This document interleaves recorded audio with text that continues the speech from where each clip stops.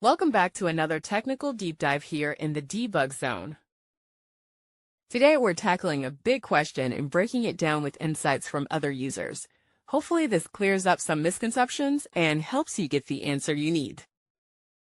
So buckle up, stay a little curious, and let's jump right in.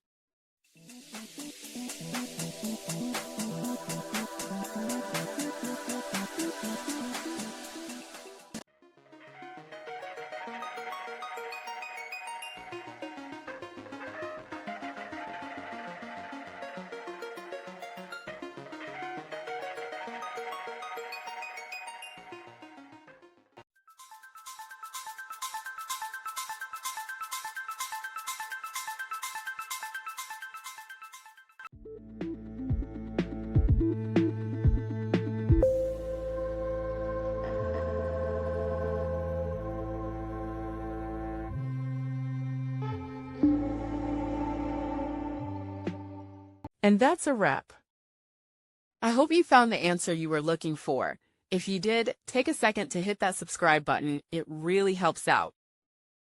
And let me know in the comments which solution worked best for you. See you next time in the debug zone.